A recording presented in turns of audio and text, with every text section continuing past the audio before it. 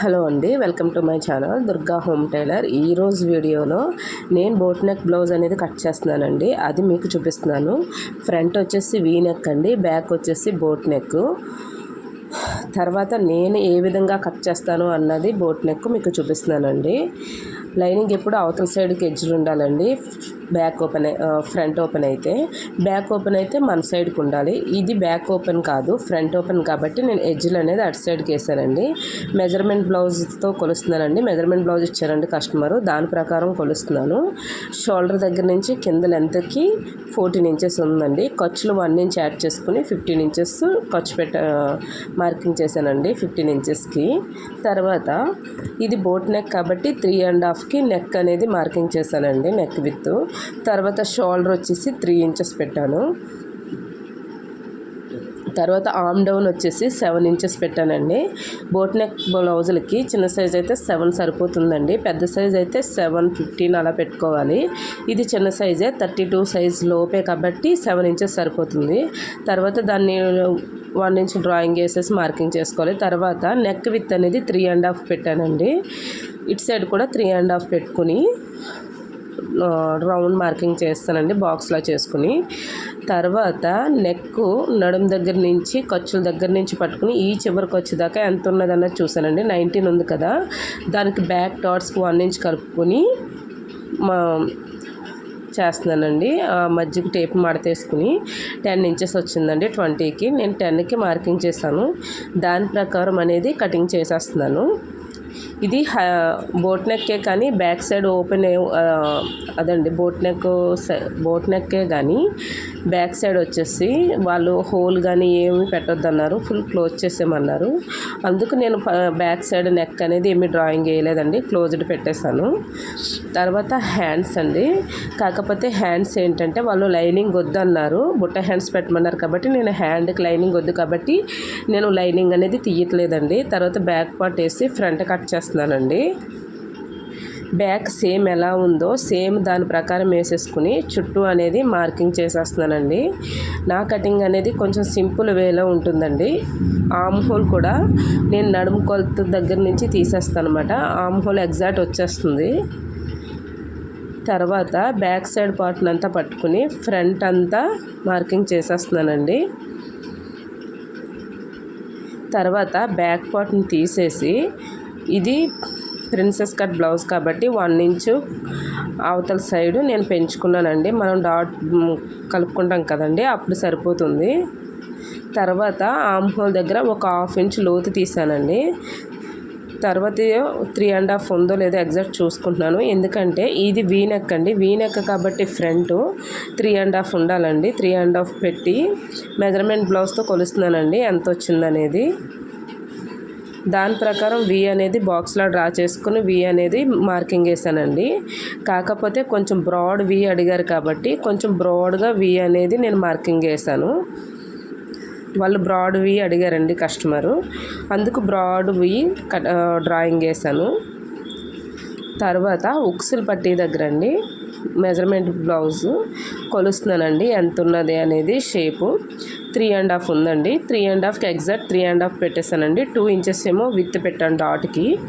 తర్వాత ఇది 32 size blouse కాబట్టి 32 లోపే ఉంది కాబట్టి 5 ఇంచెస్ అనేది సరిపోతుందండి పైకి మార్కింగ్. 5 ఇంచెస్కుని దాన్ని స్ట్రైట్గా మార్కింగ్ చేసేసాను. తర్వాత ప్రిన్సెస్ కట్గా అవతల సైడ్ మనం ఇంకొక మార్కింగ్ వేసాం కదండి, అక్కడ పైన 2 ఇంచెస్ అనేది మార్కింగ్ పెట్టానండి. ఆ 2 ఇంచెస్కి నేను వీడియోలో చూపిస్తున్నట్టుగా మార్కింగ్ చేసుకోవాలండి. ఇలా 2 ఇంచెస్ పెట్టడం వల్ల ఏమవుతుందంటే మనకి ప్రిన్సెస్ కప్ సైజ్ బాగా లెగుస్తుందండి. చూడడానికి కూడా కప్ అనేది చెస్ట్ అంచేసినట్టు కాకుండా చాలా నీట్గా వస్తుందండి.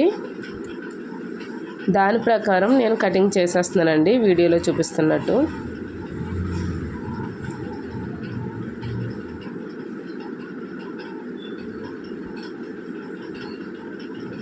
నేను మళ్ళీ ఆర్మ్ హోల్ అనేది కుట్టేటప్పుడు చెక్ చేస్తానండి కరెక్ట్గా ఉందా లేదా అనేసి. ఇన్కేస్ ఏమన్నా ఒక 1/2 ఇంచ్ అటు ఇటు ఉంటుందండి, దాన్ని నేను స్టిచ్చింగ్ చేసినప్పుడు మెజర్మెంట్ బ్లౌజ్తో కొలిచేసి కుట్టేస్తానండి. తర్వాత హ్యాండ్స్ తీస్తున్నానండి. హ్యాండ్స్కు కస్టమర్ లైనింగ్ వద్దన్నారు కాబట్టి నేను హార్ట్కి లైనింగ్ వేయట్లేదు, డైరెక్టర్ బ్లౌజ్ మీదే తీసేస్తున్నాను అనమాట అండి. ఫస్ట్ ఏంటంటే ఇలా బుట్ట బ్లౌజులు వచ్చినప్పుడు మనకు అతుకు పడకుండా ఉండడం కోసం చాలా నీట్గా ఉంటుంది కాబట్టి మనం ఫస్ట్ ఒరిజినల్ తీసేసుకుంటామండి లైనింగ్ తోటి. నేను అంచు కట్ చేశాను కదండి, ఆ అంచు అనేది హ్యాండ్స్కి వాళ్ళు బార్డర్లా ఏమన్నారండి, అందుకని సెపరేట్గా అంచు తీసేసాను. ఇప్పుడు మనం కట్ చేసిన లైనింగ్ ఉంది కదండి, అది అడ్జస్ట్మెంట్ చేసుకుని తీసుకుంటే బుట్ట హ్యాండ్స్ అనేది అతుకు పడకుండా చాలా నీట్గా వస్తుందండి. అందుకని నేను ఫస్ట్ లైనింగ్ తీసేస్తున్నాను.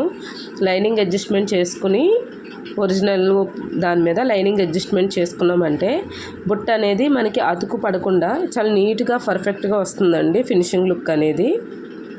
వీళ్ళు హ్యాండ్ కూడా 6 ఇంచెస్ చెప్పారు. నేను ఖర్చులతో పాటు కొలుస్తానండి, ఖర్చుతో 1 ఇంచ్ యాడ్ చేసుకుని కొలుస్తాను. నేను ఫ్రంట్ పార్ట్లు చూడండి అడ్జస్ట్మెంట్ చేసుకుంటున్నాను అనమాట. మనకి ఎక్కడ అడ్జస్ట్మెంట్ అయితే అక్కడ అడ్జస్ట్మెంట్ చేసుకుని మిగతా పార్ట్ అంతా ఉంచుకున్నామంటే అది మనకి హ్యాండ్స్కి అతుకులు లేకుండా పర్ఫెక్ట్గా వస్తుందండి బ్లౌజు. నేను కొలుచుకున్నానండి, సరిపోతుంది కాబట్టి సేమ్ ఎగ్జాక్ట్ దాని ప్రకారం తీసేస్తున్నానండి.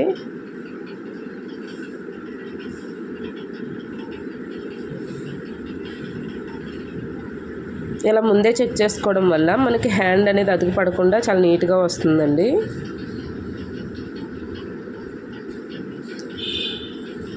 నేను ఇప్పుడు హ్యాండ్ కొలుస్తున్నానండి. వాళ్ళు 6 ఇంచెస్ చెప్పారు కదండి, నేను 4 ఫోల్డింగ్స్ వేస్తున్నానండి.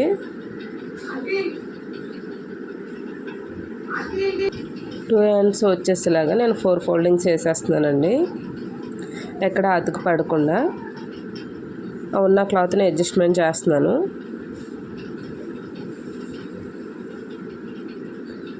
హ్యాండ్ వచ్చేస్తే వాళ్ళు 6 ఇంచెస్ చెప్పారండి, 1 ఇంచ్ ఖర్చుకి యాడ్ చేసుకుని 7 ఇంచెస్ తీస్తున్నానండి. క్లాత్ కూడా చూసారా అడ్జస్ట్మెంట్ అయింది కాబట్టి 7 ఇంచెస్ కరెక్ట్గా ఉందండి. 7 పెట్టేస్తున్నానండి. తర్వాత 5 ఇంచెస్ ఏమో ఫ్రిల్స్ కోసం పెడుతున్నాను, బుట్ట హ్యాండ్ కదండి, హాఫ్ బుట్ట 5 పెడుతున్నాను. తర్వాత మెజర్మెంట్ బ్లౌజ్ తీసుకుని హ్యాండ్ టైట్ ఎంత ఉన్నది అన్నది కొలుస్తున్నానండి. నేను 6.5 వచ్చింది కదండి, 6.5 పెట్టేస్తున్నాను. తర్వాత అక్కడ 2 ఇంచెస్ ఖర్చు పెడుతున్నానండి. తర్వాత పైనుంచి 3.5కి డౌన్ చేసుకుని కింద మనం 6.5 తీసుకున్నాం కదండి, దానికి 1 ఇంచ్ కలుపుకొని 7 ఇంచెస్ దగ్గర 7.5 దగ్గర నేను మార్కింగ్ చేశాను. తర్వాత 2 ఇంచెస్ ఖర్చుకు పెట్టానండి. స్ట్రైట్గా మార్జిన్ వేసుకుని ఇలా నేను వీడియోలో చూపిస్తున్నట్టు హ్యాండ్ మార్కింగ్ చేశానండి. దాని ప్రకారం కట్ చేసేసుకుంటున్నాను.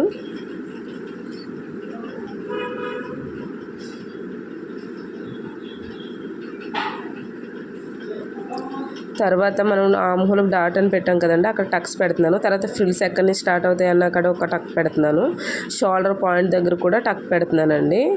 తర్వాత ఎక్కడి నుంచి కింద ఫ్రిల్స్ స్టార్ట్ అవుతాయి అక్కడ కూడా ఒక టక్ పెట్టాను. ఈ వీడియో మీకు నచ్చినట్లయితే లైక్ చేయండి, షేర్ చేయండి, కామెంట్ చేయండి. Subscribe to my channel. Thank you for watching.